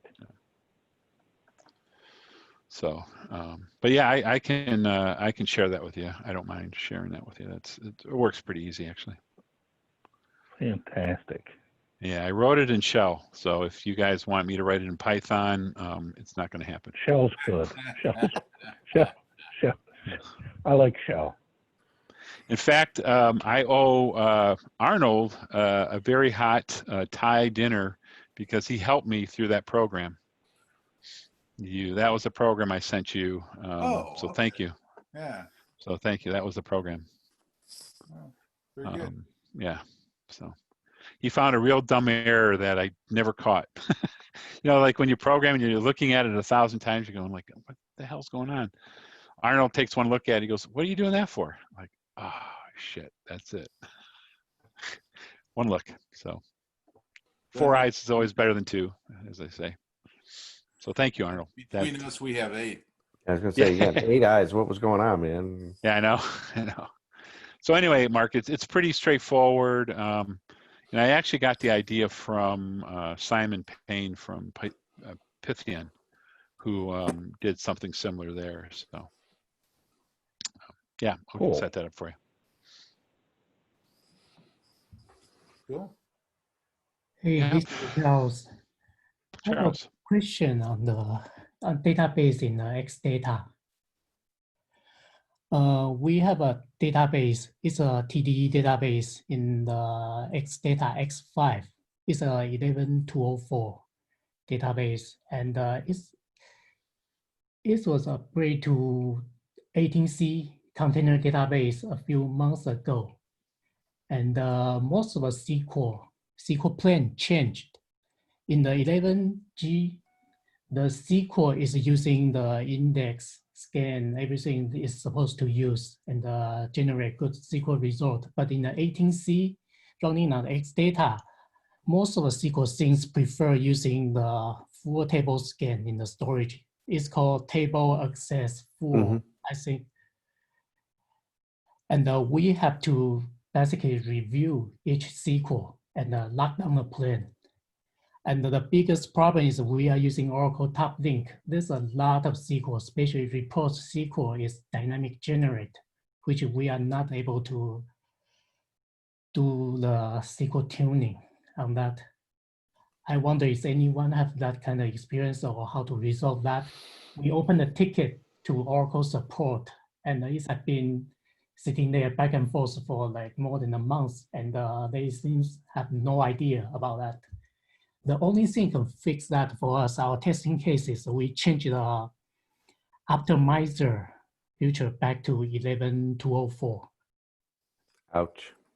So it's interesting. Wow. So you're saying that it's using the full scan, the table access full at the storage cell level, and that's worse. Yes, actually it's slower than using the index scan. How much data are we talking about? It's about 19 terabyte of the data. Okay, so it's reasonable. The queries are returning like or crunching how much data when they do this?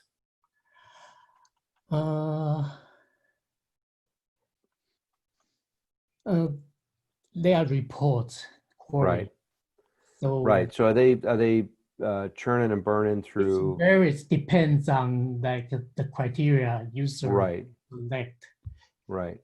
I'm just surprised because most of the time in Exadata, the trick is to get it to not use indexes because the cell storage is so much faster. The trick will be how much cell offloading you're actually getting. If you're not getting good cell offloading, meaning that it's able to push the predicates out to the storage cells, and that's probably the real problem, because it's very possible that these storage scans should be, in many cases, much faster than index scans. This is an can be. interesting thing in our database because we look at the Xdata performance through OEM Xdata plugin, and we found most of our IOs are happening in the flash drive, in the flash cache. And turn out flash cache actually is slower for many SQL. For the full storage scan, is slower than index scan. So it's very, very weird situation. Yeah, that seems odd. I'm just wondering if your predicates on the queries are written in such a way that they can't be pushed out to the storage cells. Are you guys using the case insensitive NLS settings by chance? No. Okay, you're not using the NLS sort and NLS, I forget the other one right now. Okay, because that will kill performance on Exadata, because those settings cause a set of functions to be applied to string data to make them case insensitive, and those functions cannot be pushed out to the storage cell. So I do know that's a very, very bad thing. So as long as you're not doing that, then I would say that my gut instinct right here is that there's something not right with the SQL, and it's not, you're not able to get good storage cell offloading of the predicates. Now, if you look at the, they're using the query. SQL Terminal Advisor? Yeah, no, not that thing. The SQL Monitor. There we go. Okay, yeah. Yeah, when you're watching that, check for the cell offloading. It's, I think the third screen should show you, I forget which tab it is right now off the top of my head. That'll show you about cell offloading, and see if you're getting good cell offloading. If you're not, then that probably means the predicates are written in such a way that it can't be pushed out to the storage cell.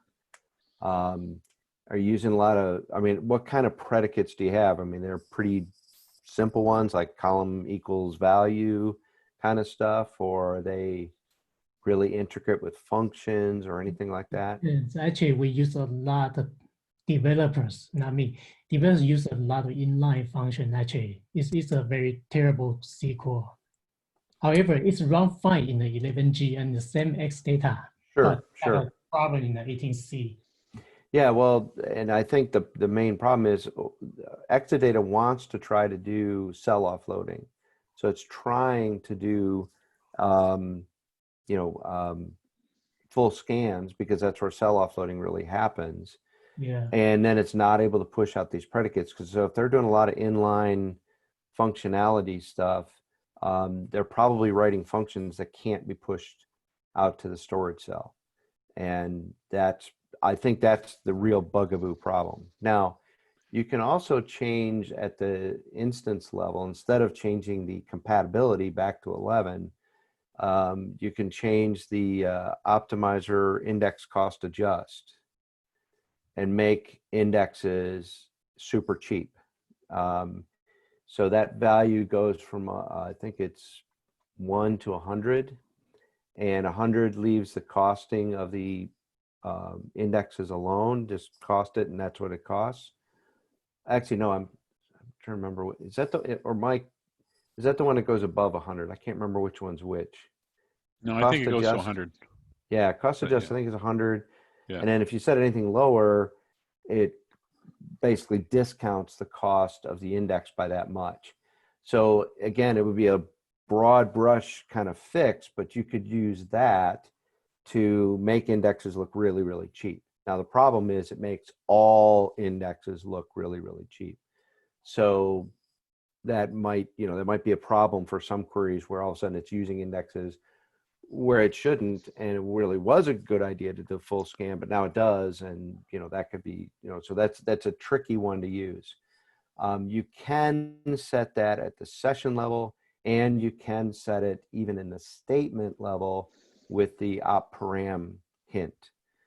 So that's another attack pattern. I don't know if you tried that or not, but that'd be another way to at least get you back to compatibility of 18, and then use that as a way to make indexes look really, really cheap and hopefully start using indexes. I've used that successfully in a couple of cases to help indexes work better, faster, stronger when they weren't getting picked appropriately. But those kind of things should be a temporary fix. You shouldn't rely on that permanently, of course. I think the real problem is going to be the SQL itself, and see if you can get the developers to stop using those complex functions that can't get pushed out. Didn't you say this was an app? Didn't you say this was an application that generated the code? I forgot what the name of the application was. Top link. Oracle Top Link. Yes, that's a No. logic Java. As a question of figuring out what might help, can you hint that index? And will it work, you know, offload from SQL Developer? Will it use that index if you hint the index? Yes, we can. However, those dynamic generate SQL. Yeah. Right. So control. So there's two things we've done in that case. Sometimes we'll change the statistics of an index and make it look like the cardinality is lower, make it look like the index consumes less space to make it more, to make the optimizer look more favorably upon it. And we do that for that one index. And I think that may have caused me an issue just last week, where we've got these queries that run against group and contract number. So let's say you're in the General Motors health plan and your contract number is whatever. We had a query that was set up that last month it ran for 2 days. And this week it was on like 36 hours, and I caught it and I say, hey guys, what about this query? And they said, oh yeah, it ran for two days last month. And I tested it by putting a hint in for the index not on group, which it was using, but to use the index on contract number, and it finished in 2 seconds. And so to prove how smart I was to the developers, I created an Oracle patch that pushed that hint into the SQL statement, and the Oracle patch resolved it. Now, the code is dynamically generated, so it was saying 2020 08. And so next month, it's going to be a different SQL statement, 09 Right. For September and 10 for October. So I hard coded several of those, and I created a SQL Server patch that would take effect the next couple months. But I've informed them that they need to make a change to the code to resolve this issue. Okay. So. Hey Rick, there's when you go from 11 to 12, there's an optimizer parameter they say disable because it will cause performance issues. I cannot remember. Optimizer adaptive plan. That's it. Did you turn that off? Yes, we turned that off. Okay. Yeah. No help. I love that. Right. I love that one. Yeah. Yeah. Well, everyone I've talked to, and every time I've done it, I've always had to shut it off. So it's doing exactly what I want it to do. Oh, well, there you go. Well, it can be very helpful. Unfortunately, a lot of queries, the technique behind adaptive plans is awesome. I love it. I think it's a great idea. It's just, it's got some growing pains, and it's got to be tweaked in some ways. And, I really think it's a great move forward for the optimizer. Because one of the problems we've always had with the optimizer is that it's like it makes the same stupid mistake over and over again. It's like, didn't you learn last time that was a bad idea? Well, that's where adaptive queries and stuff can come in, and it can learn from its stupid mistake and not do that again. Unfortunately, it's a little overzealous and does, changes plans in ways that it probably shouldn't. So I think it's a great feature. I'm really behind it, but it's got some growing pains. Yeah, actually, we found out there's an Oracle bug behind that that parameter, and after we use the workaround, actually, it's not a bug. It's called a future enhancement opportunity. Okay. Yeah. But yes, you're absolutely right. It's got some bugs in it. There's no doubt. So if you want more information about that, a good source, SQL Mary or Maria. SQL Maria, yeah. Maria is responsible for yeah, she's got some great stuff, some great blog posts. She's been doing a circuit with a lot of the user groups lately, doing webinar thingies with them. She just did New York and did a 2-part series on tuning SQL and reading plans. That was very good. I had to, watch her to make sure she said it right, but Yeah. Thanks. I'll check it out. She is the evangelist for the Oracle Optimizer, and she says she also influences new functionality for Oracle. So yeah, she's very good. She's a very good speaker, and the thing about Maria, she's not your typical Oracle webinar where it's just kind of very generic and vague. Maria's right to the point. Says it. Yes, no, that doesn't work. Yes, this does. That's great about her. I'm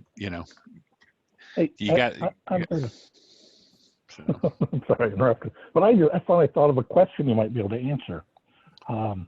I've been doing the Oracle execution plans that Rick taught us about years ago. You use the hint, gather the statistics, or you set the other parameter to gather statistics, and when you're done, you call dbms xplan.display cursor, and it will show you the explain plan with the estimated rows and the actual rows, the estimated time and the actual time. Yeah. And I had these long-running queries, and Oracle kept dropping the data before my query would finish. Dropping which? It's like the data that was being collected. From in the view. Okay. For one of my queries, I was pulling 3 months worth of data, so every table had 3 partitions, and I never got the results back when I had 3 partitions. Yeah. Okay. So there's just the one partition, and then it worked. Right. Okay. So one of the problems with that technique is that if the query gets parallelized, you lose all the data. And that happens a lot of times, of course, when you have multiple partitions. You guys have Enterprise, right? Enterprise Edition? Yeah. You should really be using SQL Monitor out of OEM to monitor those queries. That technique I taught you, it works the same with SQL Monitor. The difference is SQL Monitor is live, right? So I can watch the SQL literally running on my screen as it's running, and I can see all those same stats that I taught you about. They're all there. They've got some slightly different named columns. It's all there, but it's live and in color, and you can see which steps are doing what, and the estimated actuals, all that kind of stuff is right there. And it's great for the kind of queries you were just describing, because if it's a query that's going to take 2 days to run, I can watch it for 20 minutes or 40 minutes and get a clue of I already probably can figure out within those first 20, 30 minutes, it's already doing something it shouldn't be doing. And I can start fixing that. I don't even need to wait till it finishes. I can just start working on it right away. Now, the main reason when I did that presentation, I showed you the technique I did was that you have to have Enterprise Edition and you have to have the diagnostic pack or whatever it is to be able to use SQL Monitor. And so what I teach I teach the kind of the bare bones technique, which is turn on collecting stats, write to that view, read from that view, because everybody can do that. You can do that in standard edition or anything. But in order to use SQL Monitor, you've got to have Enterprise Edition. You've got to have, I think it's a diagnostic pack. I don't remember. I don't think it's a tuning. Is it diagnostics? Yeah. So you got to have the diagnostic pack, which I assume you guys have. Is that right, Mark? Oh, yeah. Yeah. Yeah. So that's really what I would recommend you use in your case. And that should be your go-to tool for monitoring, tuning, optimizing SQL. It's the best part about it really truly is that it's live right now. So I've got the query running for 5 minutes. I can bring it up on that view and I can see what the hell's going on. And I can say, why is it, what's this all about? And Charles, this goes right back to you too for those queries. It's a great way to see what's going on and what's not going on. And what's great about this view is even if it's in parallel and hitting multiple partitions, you're still going to see all the data. Unfortunately, the technique that I showed you where you just select the data from that table, once it gets parallelized, all that's gone, because that technique only gets data from the coordinator, your session, right? When you start parallel, you get all those slave processes. That technique that I showed you guys doesn't work. You get none of that data. SQL Monitor pulls that all together for you. You see all the parallel activities. You see which steps are running in parallel. You can, if there's a parallel screen you can go to and see how many parallel slaves there are, which partitions you're hitting, all that stuff. So Mark, I would highly suggest start using those for those kinds of queries, because I'll bet that's what happened. Cool. Now, Rick, at SQL Monitor, I know it works with the big OMS, like if you have multiple databases, but you can also create a OEM for just one database. It's called DB Manager. I forget what it's called with 12, but it basically looks just like OEM, but just for one machine, for one database. Yeah. So the question is, does SQL Monitor work in that case as well? I believe so. I'll be honest, I haven't tried it, so I don't know for a fact, but I believe so. Yeah, because sometimes getting to the OMS, the DBAs get kind of flaky about. Yeah, well, and some DBAs I want to just slap upside the head, because like you can give people permissions in OEM that they can only do certain things. It's not like you have to give them carte blanche and then they can start up and shut down databases. It's called DB Council. DB Council. Yes, DB Council. I'm pretty sure it does work in DB Council. Yeah, and so you can do also now here. Wait, there's more. Act now. SQL Developer. Yes, has a link to this same structure as well. So even inside SQL Developer, you can basically get the SQL Monitor screen on SQL Developer. There are some things you got to set up, and unfortunately, at the customer I was just at last year, we never got it to work.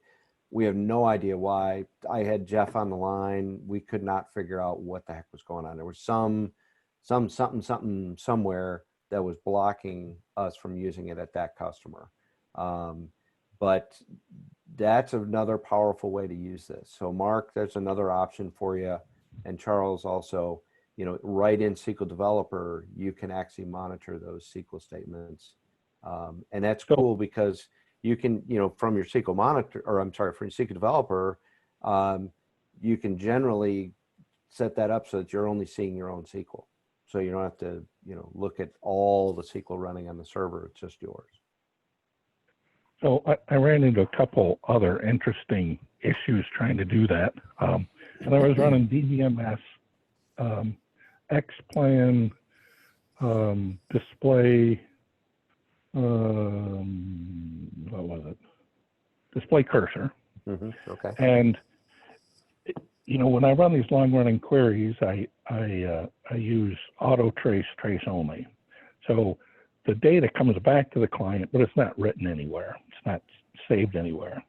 So if I ran the query against DBMSX plan display cursor, at the end of the SQL statement, it gave me the result for the query against the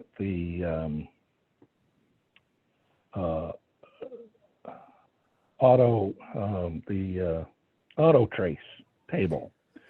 I'm like, that's not what I want. Yeah, yeah. And so I tried to spool the data to dev null and then change the spool to point at a small file that I could read later when I ran against display cursor. But dev null, I kept having these long waits on my database client where it was purging my data. And so the data wasn't there when I got done. So I tried two things that worked. One is I created a table, temporary table, to insert the results of the query into, and that took just a little bit of work. And I was able to get the full results after that. And the other thing I did was I kicked off a query, got the SQL ID from it, killed the query, and then I changed the display cursor statement to give it the right SQL ID when it ran at the end of the query, and I was more successful that way. Yeah, that's probably your best approach, is just get the right SQL ID, feed that in, and bada boom, bada bing.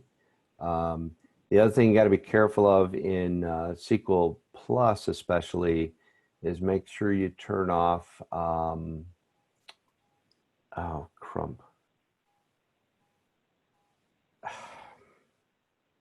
Feedback or something?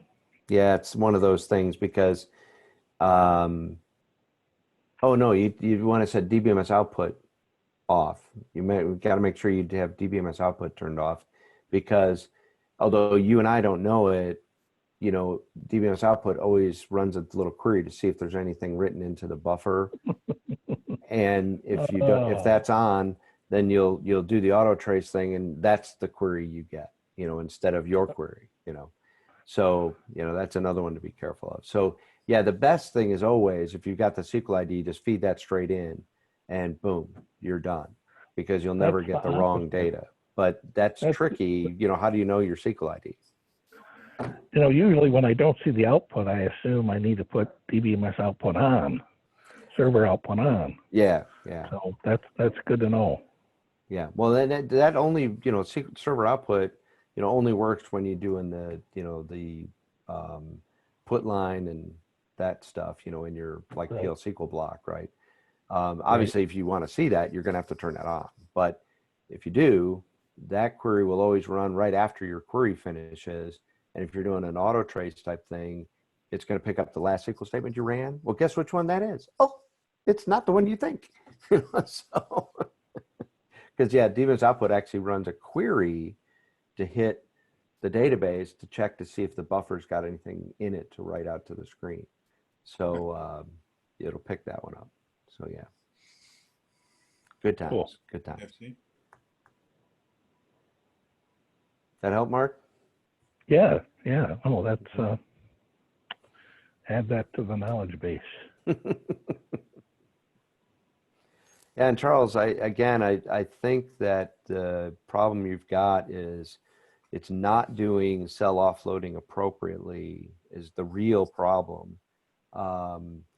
And yeah, the indexes might be giving good performance only because the cell offloading isn't working correctly.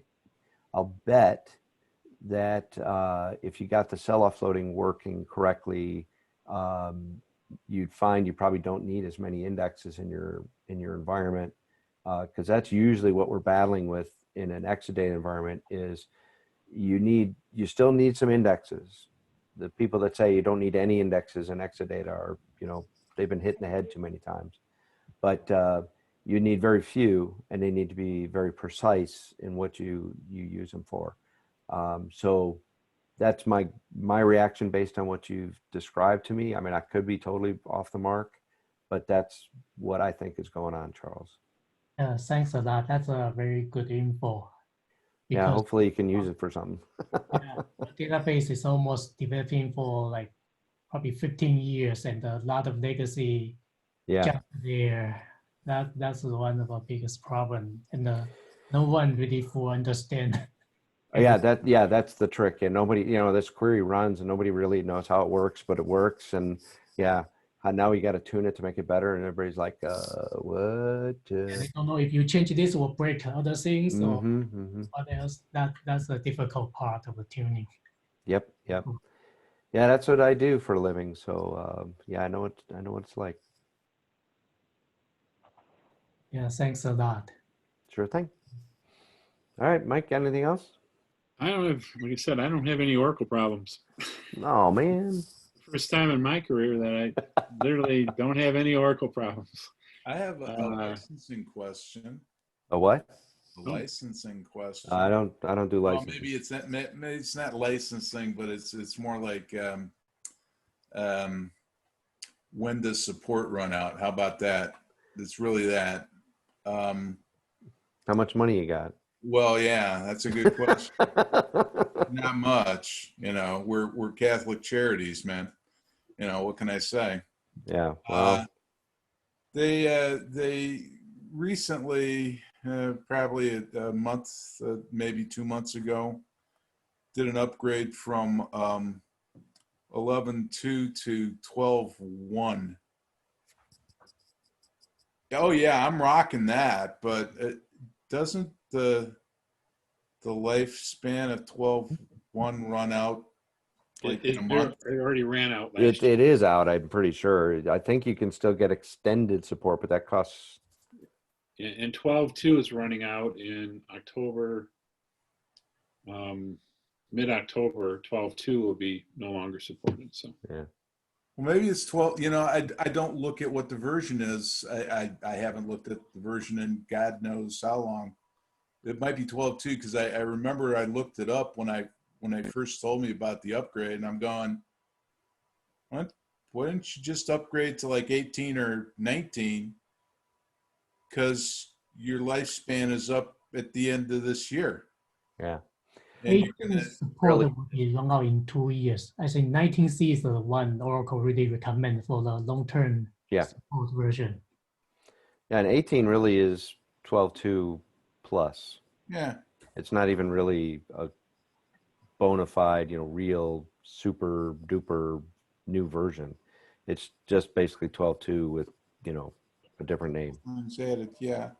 I remember that, but when I looked up the expiry dates or the end of support dates, that went off to, I can't remember when, but it wasn't 2020. Yeah, 18 should be at least next year, maybe the year after. I think it's 2021 sometime. I can't remember when, but when I looked at this at this thing, I said to myself, I must be reading this wrong. Either that or somebody really hasn't thought too much about this. Yeah. Yeah. The place to go to is Michael Dietrich's website. He has a couple articles on it. He has 2 or 3 articles on it. And he actually has some great papers, and it's really a good website if you really want to know about that kind of stuff. Michael Dietrich. Okay, check it out. Yeah, look up Michael Dietrich Oracle though, because there's a couple other oracles. Michael Dietrich's out there. Okay. Here, I can find his site here real quick. He's out of Germany, but he's got a great present. If you've ever seen his talks, he does some webinar. He's got some recorded. Here it is.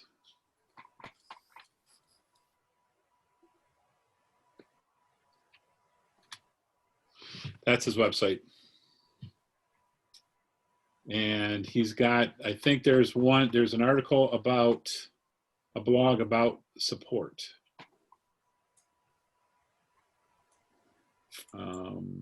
He's also got some things about 19.8. By the way, is 20 out yet? Does anybody know if 20 is out? I don't know. I really haven't kept track lately. I bet you it's going to come out probably in. What I've been seeing is that Oracle 20 is available for evaluation only. Oh. And that one guy who's the director of patching and upgrades at Oracle, back at Glock, he had said that you'll never run Oracle 20 in production, and you're never really going to run Oracle 21 in production either. That's right. I think that's Roy Swanger. That holds true, but okay. He came right out and said that, and I mentioned it to 4 Oracle reps, and they're like, "Oh yeah." 4 senior Oracle guys recently. Like, yeah, that sounds right. That was Roy Swanger, and him and Mike Dietrich worked together. So, so he has a thing: Oracle long-term support versus innovation releases.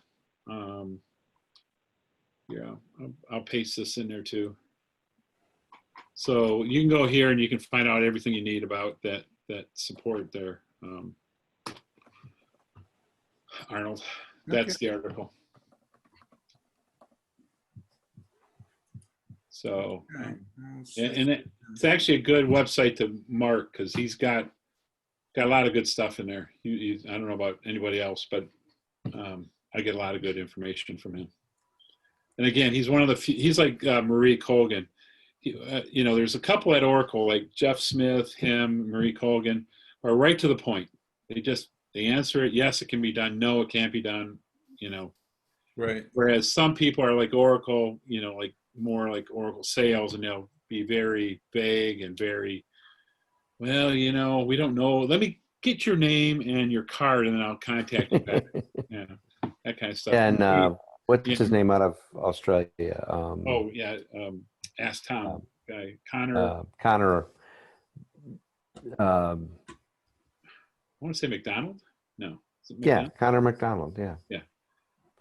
Yeah, he's a real straight shooter. Yeah, and that's the why I like Roy and Mike and Maria and Jeff. I mean, you go to their presentations or their webinar, and they're right to the point. There's no bullshit. It's just right to the stuff. And others, you know, I'm not even gonna waste my time. You know. Yeah. There you go. Well, thank you. Anyway, hey, and Mike, my pizza never showed up. I don't know what the hell the deal is. Mine didn't either. I thought we were going to your house. I saw that and I thought, oh, we're going. Yeah, come on over. Yeah. I'm like Rick. I have an empty house, so yeah. I mean, I got plenty of room. I'm so used to you guys never putting jalapenos on your pizza. I just said to hell with it. Yeah. I think I'm going to buy just a jar of jalapenos and just bring it and just put it on there for you. Yeah. So just hand it to them every time. Yeah, I just eat them. So, all right. If there's nothing else, our next meeting will be on the normal second Tuesday. I delayed it this week because of issues beyond my control. So next month will be the second Tuesday. So the 13th. Yeah. Yeah, that's on my calendar at least. Okay. So, and I'll see if I can get some of these presentations. I have like 120 presentations, so I'm going to try to see if I can get one or two of those guys there. Unless you guys want to see a topic, send it to us. We'll see what we can do. You know, so. So I got one question. Did you guys shave for this meeting? I haven't shaved. I don't know. I shaved this morning. I did the only reason shower. I'm shaving is because when I wear the mask, if I got the nubbies, it pulls the mask down when I talk, and I'm constantly pulling it back up. And oh, yeah, I learned something else. Yeah, I'm Mark, you're too. That's why that's doing that. Yeah, see. So why are you asking? Yeah, I'm not a mask person. I wear the face shield, so I don't have that problem. But you know, that is legal, by the way. A face shield is legal. It covers my nose and my mouth. That's all I have to do. So. Sure. And I can see through it. And then I can spit all I want, and it's going to hit the inside of the splash guard there. So. Well, thank you for that. So I went online and I actually was able to buy N95 masks. Yeah. And the reason I did that, I mean, you're supposed to leave them for all the healthcare providers. But if I got to get on a plane to go down to Florida, I don't want to spread the virus around at my dad's place. So I figure if I do that, I'll have an N95 mask. It'll protect me and protect them. But then I had enough time to like go through and look at boxes sitting around the house. I found 2 other locations of N95 masks that were already attached to construction projects. There you go. Anyway. So if you have a topic that you want to talk about, please send it to me. I have, like I said, I have probably about 90 presentations I got to figure out what to do about. It's a nice problem to have, trust me, but it's there's some good topics I just didn't know what to pick. So we're going through that right now. So this is mouse. Okay. And what's the date for mouse this year? October 26th. The tech track is going to be October 26th to 27th. I don't know about the other tracks. I think apps is going to be on the 28th. The idea that I proposed, and I think it's going to go through, is that it starts at 9 a.m. They're 50-minute sessions, so 9 to 12, and then 1 to 4. So we'll have 6 sessions per day webinar. The nice thing about the webinar, you can kind of come in and go out when you want to, and if you don't want to see that, you don't have to, that kind of stuff. So, and Mark is free. I'm putting it on YouTube as well. So on our YouTube, I don't know if you guys know this, but we have a YouTube channel, SEMOP. Did you guys know that? I did not. Oh, yeah. Mouse does? Mark, is that a Christmas tree behind you? no, that's a floral tree of some sort. Oh, okay. Not a Christmas tree.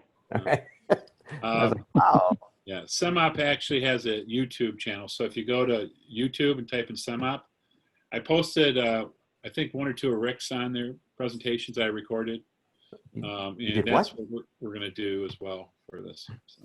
Oh. Cool. Yeah. All right. All right, guys. Well, See y'all next month.